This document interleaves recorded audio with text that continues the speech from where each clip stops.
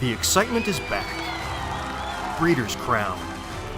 America's $6 million championships return to the Downs at Mohegan Sun, Pocono, where racing's greatest champions are crowned on one unforgettable night.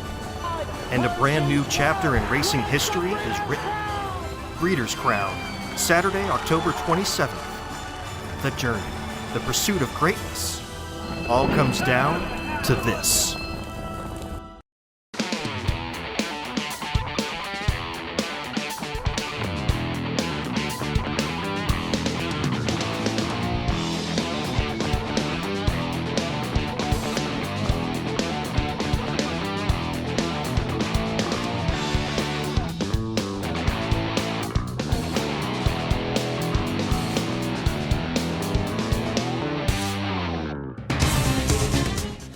Welcome to the first night of the 2018 Lexington Select Sale. I'm Heather Vitale for Harness Racing Update.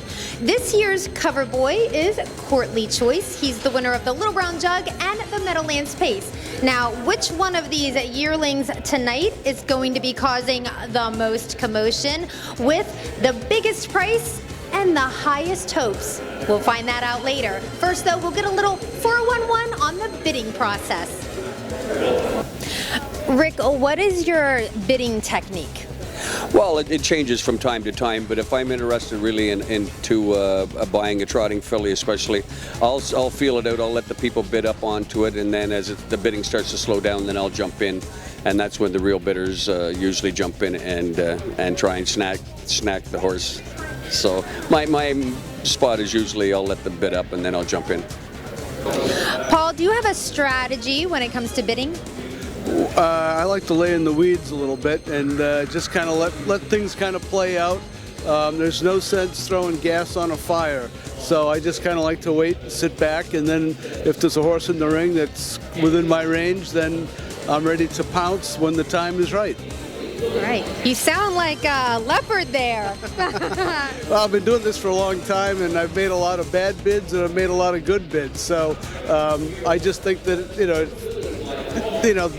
listen, the auctioneers want you to bid early and often, but that's not, always the best strategy, if you're trying to buy a horse for the right price. So I just try to sit back, wait, and if it's a horse that I like, then that's what I do. I kind of sit and wait and try to make only one or two bids, and if you can do it that way, that works out pretty good. Ross, when it comes to putting that finger up for the spotter, is there a bidding process that you have? Yes, definitely, and I'm the best at it. What's the process? Okay, first thing, I put in the first bid. Always the first. That way the spotter knows that I'm interested. He will never take his eyes off me. After that, I usually sit back and watch the action, and if it's still in my price range, I throw in the last bid. It's very simple. So you want to make sure that spotter knows you're out there and you mean business. I want the spotter to know that I'm interested so he doesn't take his eyes off me. Yes.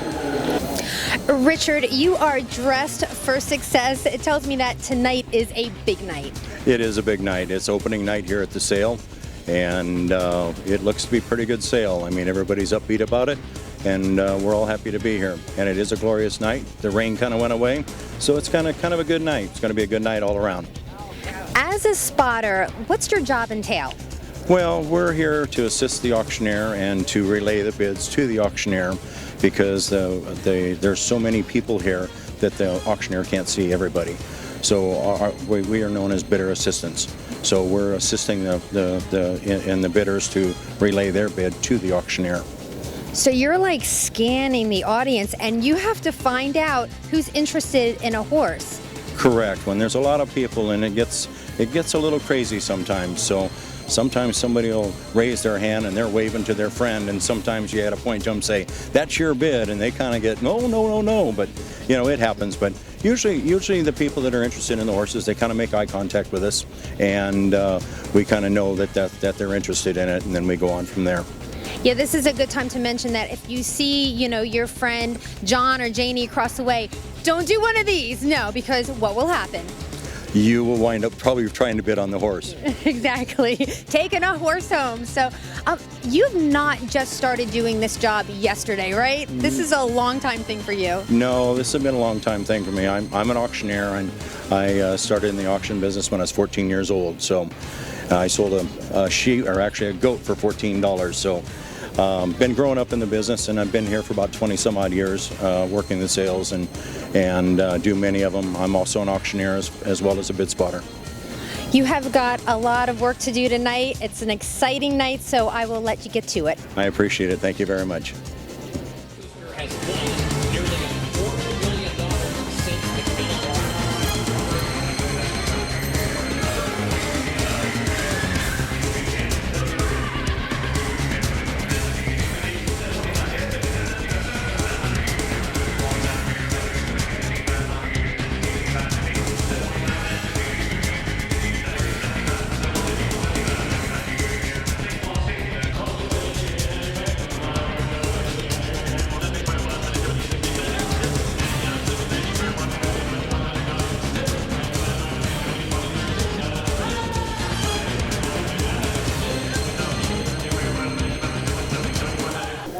The sale topper for the first evening went for $360,000. It was a number 2 treasure trove, a full brother to Captain Treacherous, who, by the way, I did show to potential buyers. Now, I'm not saying that it helped his price go up, but I'm not saying that it didn't. Let's talk to the new happy owner, John Cantilleri. Pretty exciting, John. Like, who has a better time than you and your brother at a sale? Well, we try to have a good time. That's the whole game. You know, this was a hobby turned into some sort of a business, but it's not my primary business. But you know, we have a good time. We get together for a week and screw around together and eat dinner out and come here to the sale and watch the horses. So it works out well. Yeah, Lexington, as we have talked about before, is an incredible place to be. There's just, the vibe is so awesome here. Yeah, we like it here. It's really nice. So John, you're the owner. Meanwhile, your brother Tom is a trainer. So then who picked the horse out? Tommy really picks him out. I got to be honest with you. I'm not that good at it.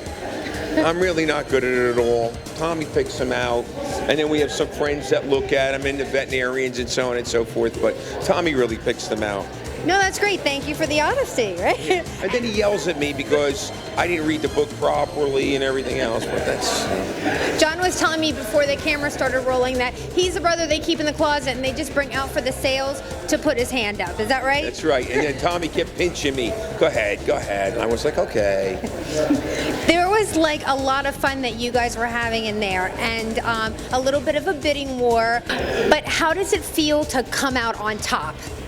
You know what? I've been on the bottom, you know, the second bid, and then sometimes, you know, it doesn't feel so good. And then I've been on the top. So, you know, it's what you're willing to pay for the particular animal. You know, we liked him. We thought highly of him, and, you know, we were willing to go for him a little bit. I don't know if I would have won a lot more. He might have had me. I might have thrown my hand up in the air soon. I don't know how soon, but it might have been soon. Well, you got him, and congratulations. Well, thank you very much. Thank you. David, there were high expectations about tonight, and certainly I don't think it disappointed.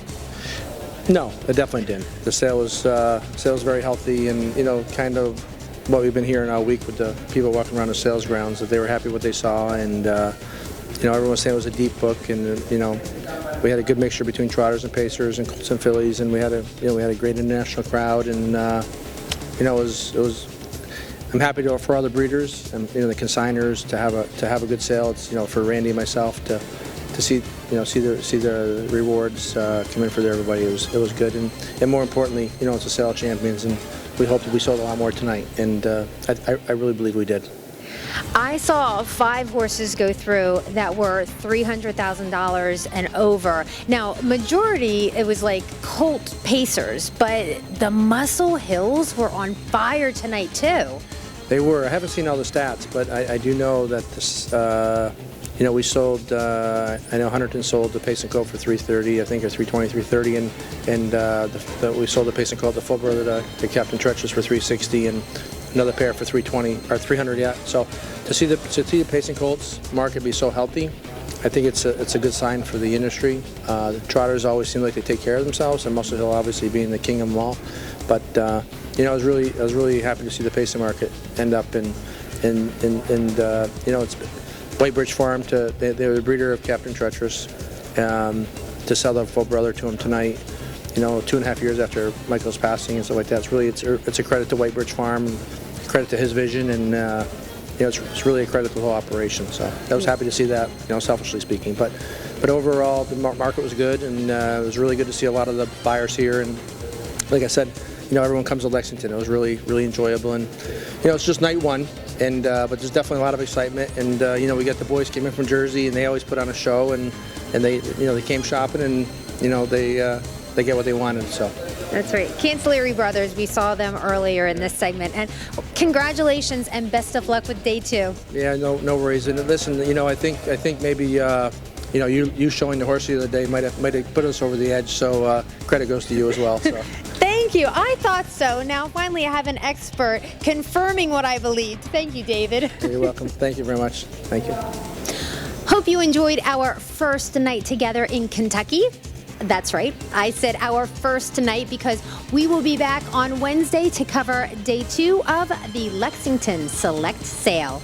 I'm Heather Vitale for a Harness Racing Update. Harness Racing Update is the sport's most comprehensive and trusted news source and the fastest growing publication in the game.